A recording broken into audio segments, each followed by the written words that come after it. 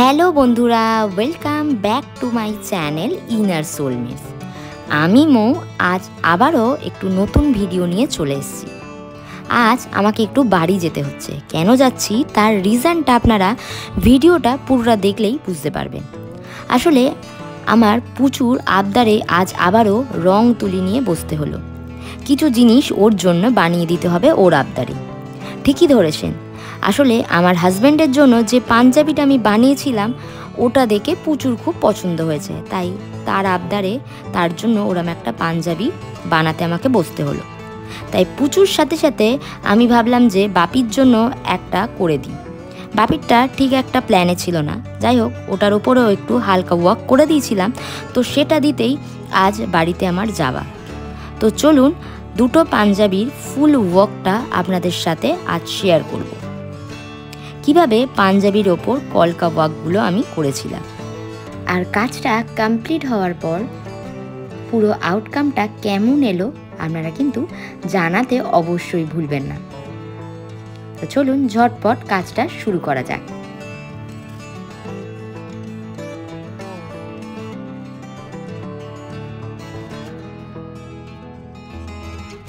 তো এবারে পুচুর জন্য পাঞ্জাবিটা ইয়েলো কালার চুজ করেছিলাম।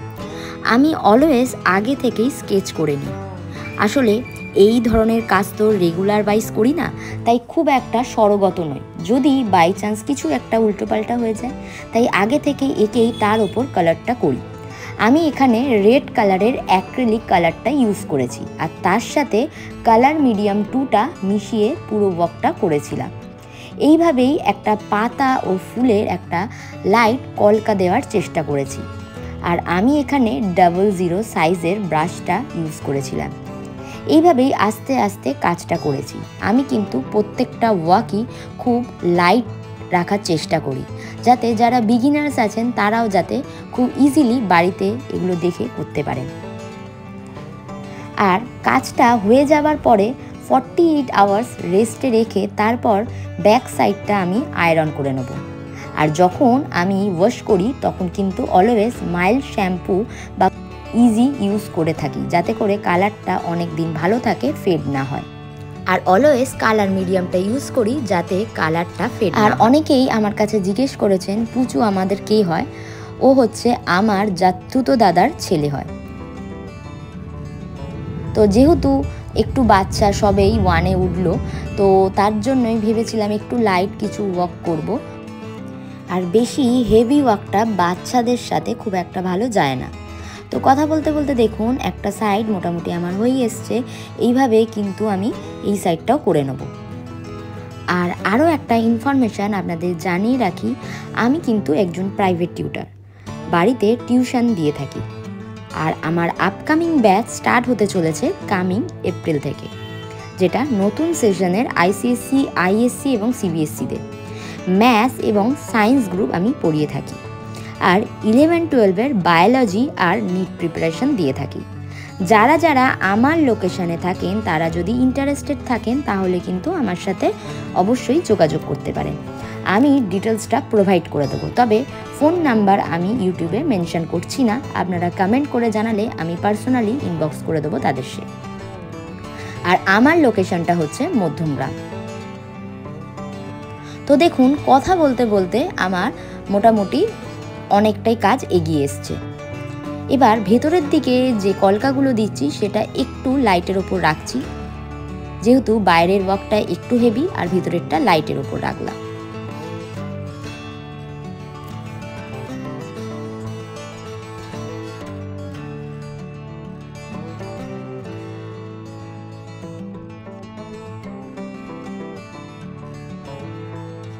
আর পুরো ডিজাইনটা হয়ে যাওয়ার পরে বডিটা একটু ফাঁকা ফাঁকা লাগছিল, তাই ভাবলাম ফুলের পেটালসের একটু ডিজাইন করে দিয়ে থাকি, তাহলে ভালো লাগবে আর খালি ভাবটা আর থাকবে না।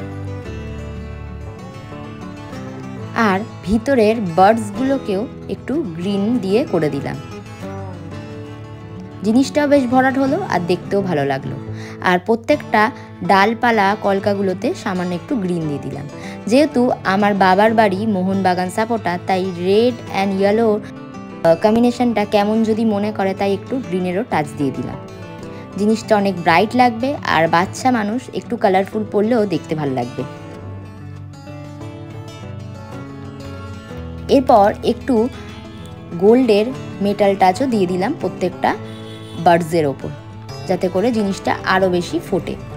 আর পয়লা বৈশাখে এই আউটফিটটা ক্যারি করবে, সো অকেশানের সাথে যাতে করে খুব ভালো যায় তার জন্যই এরমভাবে একটা ডিজাইন দেওয়া। তো আপনাদের কেমন লাগলো সেটা জানাতে কিন্তু ভুলবেন না। আর পুচুর পরার পরও একটা ছবি আপনাদের সাথে আমি শেয়ার করে দিলাম। এবার ভাবলাম সেই বাপিকেও পয়লা বৈশাখে পাঞ্জাবি দিই, তাহলে একটু বাপির পাঞ্জাবির ওপরও হালকা একটা ডিজাইন করে দিলে কেমন হয়।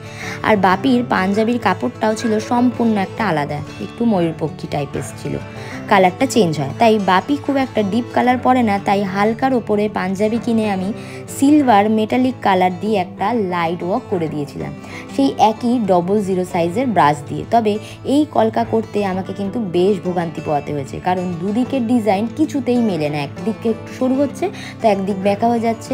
অনেক কষ্ট করে স্কেল দিয়ে মাপঝোপ করে দুটো সাইড আমি সেম আনার চেষ্টা করেছি। এতেও কিন্তু আমার কালার মিডিয়াম 2টা ইউজ করেই কালারটাকে পুরোটা করেছিলাম।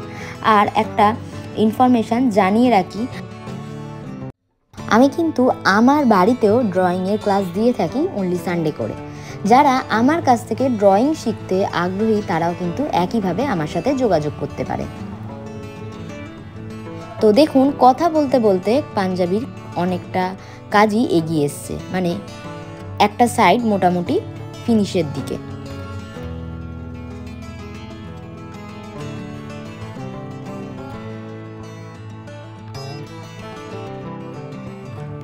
আর এই ডিজাইনটা দেখতে যতটাও ইজি মনে হচ্ছে ততটাও কিন্তু ইজি নয়, কারণ দুটো সাইড যখন ইকুয়াল করা হয় তখন কিন্তু একটু ভোগান্তি পোহাতেই হবে। আর যেহেতু এটা ময়ূরপঙ্খী কালারের ওপরে একটা পাঞ্জাবি, তাই ময়ূরের একটা হালকা ডিজাইন দেওয়ার আমি চেষ্টা করেছিলাম।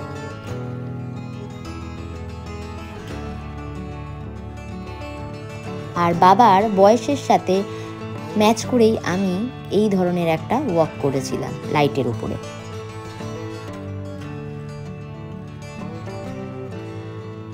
খুব একটা কালার কিন্তু আমি এখানে ইউজ করিনি। আর আমি সবসময় কিন্তু 2 থেকে 3 ধরনের কালার ইউজ করেই তবেই কিন্তু প্রত্যেকটা কাজ কমপ্লিট করে থাকি, তাতে জিনিসটা দেখতেও ভালো লাগে আর কাজটা পুরো হয়ে যাওয়ার পরে অনেকটা বেশি ব্রাইট আসে। তো দেখুন, মোটামুটি আমার কলকার কাজ রেডি হয়ে গেছে।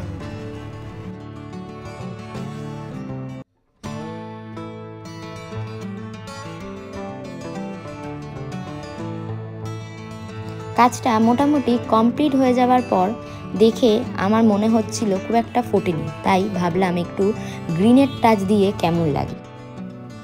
তাই সামান্য পেটালসগুলোতে একটু গ্রিনের টাচ আমি দিয়েছিলাম। আর কাজটা হয়ে যাওয়ার পরে অনেকটা বেশি ফাঁকা লাগছিল, তাই ভাবলাম যে রিস্টেও সামান্য একটু কলকা দিয়ে দিই, তাহলে কেমন হয়।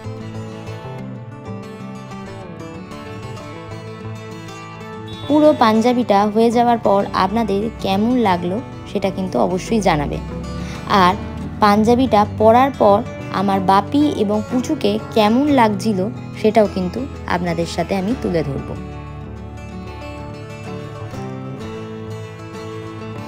তো আফটার ওয়ার্ক এই ছিল আউটকাম। একটা লাইটের মধ্যে রাখার চেষ্টা করেছি ওয়ার্কটা, তো আপনাদের কেমন লাগলো অবশ্যই কিন্তু জানাবেন। তো আমার তো পাঞ্জাবি রেডি, তো এখন বেরিয়ে পড়েছি, কসবায় যাচ্ছি বাড়িতে দিয়ে আসার জন্য।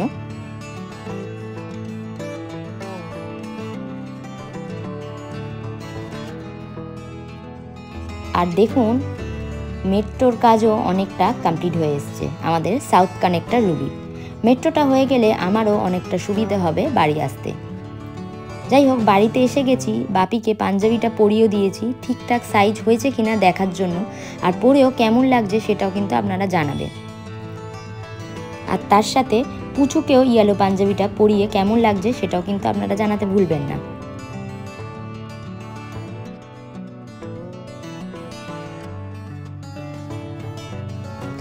আর দেখুন, আমাদের বাড়ির আম গাছেও কত আম ধরেছে, বেশ বড় বড় হয়ে গেছে। আর আজ আমার মা সব ফেভারিট খাবারগুলো আমার জন্য রান্না করেছিল। লইটা মাছের ঝুড়া, পোলাও, মাটন কষা আর গাছের আমের চাটনি। যেহেতু আমার মা খাবারের ভিডিও করা পছন্দ করে না, তাই সেগুলোকে আর ক্যাপচার করতে পারিনি। সন্ধেবেলা আবারও ব্যাক করছি বাড়িতে। আর আসার সময় আইটিসি সোনার বাংলা, JW ম্যারিয়ট দেখতে দেখতে ভাবছিলাম কবে প্ল্যান করা যায় এখানে আসার, এটা সেটা। আর কলকাতায় অনেক জায়গায় আছে এদিক সেদিক ঘুরতে যাওয়া, সেটা মধ্যমগ্রামে সেরম পাই না। আর বাড়িতে এসে পৌঁছেও গেলাম। আর আপনাদের ভিডিওটা আজ কেমন লাগলো জানাতে কিন্তু অবশ্যই ভুলবেন না। ভালো লাগলে একটা লাইক, শেয়ার, আর চ্যানেলের যদি নতুন বন্ধু হন অবশ্যই সাবস্ক্রাইব করে রাখবেন। ভালো থাকবেন, সুস্থ থাকবেন, টাটা।